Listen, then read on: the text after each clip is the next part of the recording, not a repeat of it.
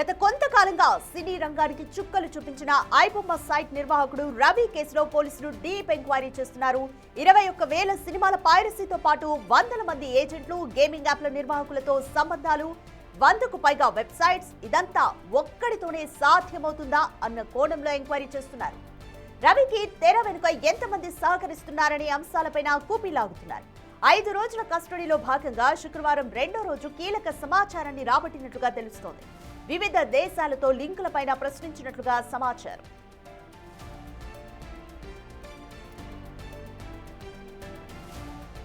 రవి నుండి ఇప్పటికే కీలక సమాచారం రాబట్టిన పోలీసులు మరింత డీప్ ఎంక్వైరీ చేస్తున్నారు.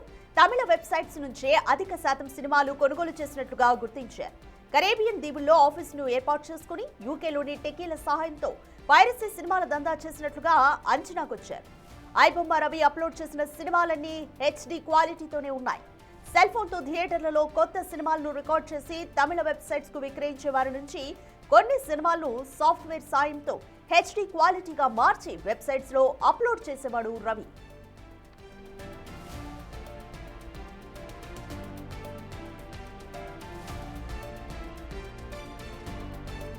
ఇక రవి పైరసీ దందాకు బెట్టింగ్ సొమ్ము తోడైంది. తన సైట్ లో బెట్టింగ్ యాప్ల ప్రకటనలతో సొమ్ము చేసుకున్నాడు. ఆ సొమ్ముతోనే పైరసీ సినిమాలు కొన్నట్లుగా వెల్లడించినట్లు సమాచారం. యూకేలోని టీమ్స్ ద్వారా వెబ్సైట్స్ నిర్వహణ, ఆన్లైన్ లావాదేవీలు నిర్వహించినట్లుగా పోలీసులు గుర్తించారు.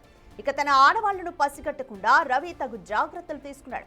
ప్రహ్లాద్ కుమార్ పేరుతో డ్రైవింగ్ లైసెన్స్, పాన్ కార్డ్, అదే పేరుతో బ్యాంక్ అకౌంట్స్, విదేశీ పౌరసత్వం తీసుకున్నట్లుగా విచారణలో అంగీకరించినట్లు తెలుస్తోంది. కరేబియన్ దీవుల్లోని ఆఫీసులో 20 మంది ఉద్యోగులు పనిచేస్తున్నారని చెప్పినట్లు సమాచారం.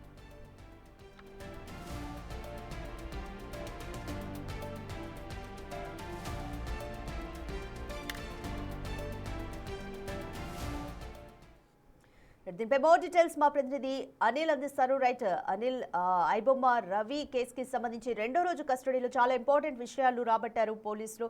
సో అసలు ఎంతమంది ఉన్నారు రవి వెనుక, ఎటువంటి అంచనాలు వేస్తున్నారు పోలీసులు? ఐబొమ్మ నిర్వాహకుడైనటువంటి ఇమ్మంది రవికి సంబంధించి 5 రోజుల పాటు కస్టడీకి తీసుకున్న విషయం తెలిసిందే. ఇందులో భాగంగానే 2 రోజుల పాటు ఆయన్ని విచారించారు. రెండో రోజు విచారణలో భాగంగా పలు కీలక విషయాలు సైబర్ క్రైమ్ పోలీసులు అయితే సేకరించారని చెప్పాలి. ఇమ్మంది రవి విషయానికి వస్తే ఇతను మూవీస్ అన్నింటినీ కూడా కొనుగోలు చేసి, అంటే థర్డ్ పార్టీకి సంబంధించిన సైట్ల ద్వారా, అంటే మూవీ రూల్స్ కావచ్చు, ఇతర సంబంధించిన సైట్లకు సంబంధించి కావచ్చు, వాటి దగ్గర నుంచి మూవీస్ని కొనుగోలు చేసి ఆ తర్వాత ఐబొమ్మ సైట్లో కావచ్చు, బప్పం సైట్లో కావచ్చు, వీటిలలో అప్లోడ్ చేసేవాడని చెప్పేసి కూడా తెలుస్తుంది. అదేవిధంగా ఇందుకోసం అని చెప్పేసి అతను క్రిప్టో కరెన్సీ ద్వారా ఇదంతా కూడా లావాదేవీలు నిర్వహించేవాడని చెప్పేసి, ఈ వ్యవహారాలన్నీ కూడా వాటి ద్వారానే నిర్వహించేవాడని చెప్పేసి కూడా పోలీసులు గుర్తించారు. అదేవిధంగా ఈ డబ్బులు కావాలనంటే, ఈ మూవీస్ని కొనుగోలు చేయాలంటే డబ్బులు కావాల్సి ఉంటుంది కాబట్టి దానికోసం అని చెప్పేసి బెట్టింగ్ యాప్స్ని కూడా ప్రమోట్ చేసేవాడని చెప్పేసి కూడా పోలీసులు గుర్తించడం జరిగింది. అదేవిధంగా ఈ అన్నిటిని వ్యవహారాలన్నింటినీ చూసుకునేందుకు, అదేవిధంగా ఈ మూవీస్ని అన్నింటినీ కూడా అప్లోడ్ చేసేందుకు ప్రత్యేకంగా ఒక 20 మంది యువకులను కూడా పెట్టుకున్నట్టుగా కూడా తెలుస్తుంది. సో వీటన్నిటిని కూడా ఆరా తీసిన అధికారులు, పోలీసులు దీనికి సంబంధించిన సమాచారం సేకరించే దిశలో అయితే అడుగులు వేస్తున్నారని చెప్పాలి. 5 రోజుల పాటు కస్టడీకి తీసుకున్న నేపథ్యంలోనే ఇందులో భాగంగానే 2 రోజుల పాటు విచారణ కొనసాగింది. విచారణలో భాగంగా పలు కీలక విషయాలు అయితే అధికారులు గుర్తించారు. సైబర్ క్రైమ్ పోలీసులు సేకరించిన పరిస్థితి అయితే మనకు కనిపిస్తుంది. ఇప్పటివరకు కూడా క్రిప్టో కరెన్సీ ద్వారా ఎంత పెద్ద మొత్తంలో ఇతను లావాదేవీలు నిర్వహించాడు, అదేవిధంగా బెట్టింగ్ ప్రమోషన్కి సంబంధించి ఈ బెట్టింగ్ ప్రమోషన్ వ్యవహారంలో అతనికి ఇచ్చినటువంటి బెట్టింగ్ యాప్స్కి సంబంధించిన వివరాలు కూడా సేకరిస్తున్నారు. దానికి సంబంధించిన ఆధారాలు కూడా సేకరిస్తున్న పరిస్థితి కనిపిస్తుంది. అదేవిధంగా 20 మందికి పైగా యువకులను ఎవరినైతే పెట్టుకున్నారో వాళ్ళకి సంబంధించిన వివరాలు సేకరిస్తున్న పరిస్థితి అయితే మనకు కనిపిస్తుంది. క్రిప్టో కరెన్సీ ద్వారా చేసిన లావాదేవీలు కావచ్చు, వాటికి సంబంధించిన వివరాలు కావచ్చు, వాటికి సంబంధించిన ఆధారాలు కూడా సేకరిస్తున్న పనులు అయితే అధికారులు పడ్డారని చెప్పాలి. ముఖ్యంగా ఈ ఐబొమ్మకు సంబంధించి ఇమ్మంది రవి వ్యవహరించిన వ్యవహారం కావచ్చు, దీనికి సంబంధించిన తాను చాలా పెద్ద మొత్తంలో ఈ కరేబియన్ దీవుల్లో ఈ విధంగా వ్యవహరించాడు కాబట్టి దానికి సంబంధించి ఆ దేశంలోనే చాలా వరకు కూడా ఈ సైట్లకు సంబంధించి కావచ్చు, బప్పంకి సంబంధించి కావచ్చు, ఐబొమ్మకు సంబంధించి కావచ్చు, ఈ వ్యవహారాలన్నీ కూడా అక్కడి నుంచే నడిపించాడని చెప్పేసి అధికారులు గుర్తించారు. కాబట్టి దానికి సంబంధించిన వివరాలు కూడా, ఆధారాలు కూడా సేకరిస్తున్న పనులు అయితే అధికారులు పడ్డారని చెప్పాలి. ముఖ్యంగా ఇతను ఇలాంటి ఐడి ప్రూఫ్స్ కూడా, అన్ని ఫేక్ ఐడి ప్రూఫ్స్ని క్రియేట్ చేసి ఇక్కడ ఉంటున్నట్టుగా కూడా అధికారులు గుర్తించారు. కాబట్టి వాటికి సంబంధించిన వివరాలు, ఆధారాలు కూడా సేకరిస్తున్న పనులు అయితే మనకు కనిపిస్తుంది. ముఖ్యంగా మూవీ రూల్స్ ద్వారా థర్డ్ పార్టీ యాప్స్ ద్వారా అంటే థర్డ్ పార్టీ సైట్స్ ద్వారా ఈ మూవీస్ అనేది కొనుగోలు చేసి ఆ తర్వాత క్వాలిటీకి సంబంధించి హై క్వాలిటీ తోటి ఐబొమ్మలోను అదేవిధంగా బప్పం సైట్లలో కూడా అప్లోడ్ చేసేవాడని చెప్పేసి కూడా అధికారులు గుర్తించారు. దాదాపు 100కు పైగా డొమైన్లని క్రియేట్ చేసినటువంటి ఐబొమ్మ నిర్వాహకుడు ఇమ్మంది రవికి సంబంధించి ఆ డొమైన్లన్నింటినీ కూడా క్లోజ్ చేసే దిశగా కూడా అధికారులు దృష్టి పెట్టారని చెప్పాలి. ఇందులో భాగంగానే ఒక డొమైన్ బ్లాక్ చేస్తే మరొక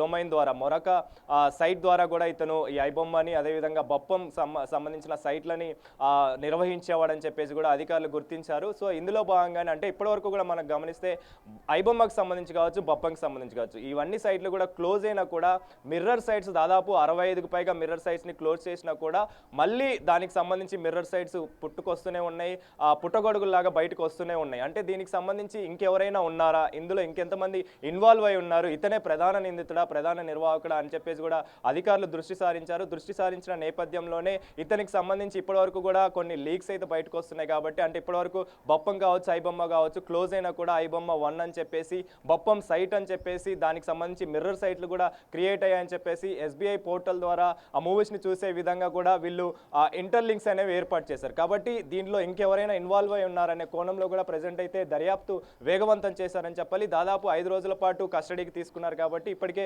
2 రోజులు ముగిశాయి. 3వ రోజు ఈ రోజు కూడా విచారణ ఉంది. దీనికి సంబంధించి దర్యాప్తు వేగవంతం చేస్తున్న పరిస్థితి. ఇమ్మంది రవికి సంబంధించి ఇంకెంతమంది ఇతనితో పాటు ఉన్నారు, ఇతని వెనకాల ఇంకెంతమంది ఉన్నారు, ప్రధాన నిందితుడు ఇతను ఒక్కడేనా లేకపోతే ఇంకెవరైనా ఉన్నారా, కింగ్ పిన్ అనే వాళ్ళు ఇంకేమైనా ఉన్నారా అనే కోణంలో అయితే ప్రజెంట్ పోలీసులు సైబర్ క్రైమ్ పోలీసులు అయితే దర్యాప్తు చేస్తున్న పరిస్థితి మనకు కనిపిస్తుంది. కాబట్టి పైరసీ విషయంలో ఇప్పటికే ప్రభుత్వం సీరియస్గా అయింది, ప్రభుత్వం సీరియస్గా తీసుకుంది. కాబట్టి దీనికి సంబంధించే ఈ సైబర్ క్రైమ్ పోలీసులు కూడా విచారణ వేగవంతం చేసిన పరిస్థితి కనిపిస్తుంది. కాబట్టి ఈ పైరసీ వ్యవహారంలో ఇతను వ్యవహరించినట్టు వ్యవహార శైలి కావచ్చు, ఇతనికి సంబంధించి వివరాలు కావచ్చు, దీనికి సంబంధించి విచారణలో భాగంగా చాలా వరకు కూడా కీలక విషయాలు సేకరించిన పరిస్థితి మనకు కనిపిస్తుంది. కాబట్టి రానున్న 3 రోజుల పాటు అంటే ఈరోజు 3వ రోజు రేపు ఎల్లుండి కూడా కీలక సమాచారం సేకరించే పరిస్థితి మనకు కనిపిస్తుంది. Radhika, thanks for the update Anil. Right, iBomma Ravi కేసుకు సంబంధించి నిన్న 2వ రోజు విచారణలో కీలక ఇన్ఫర్మేషన్ రాబట్టారు పోలీసులు.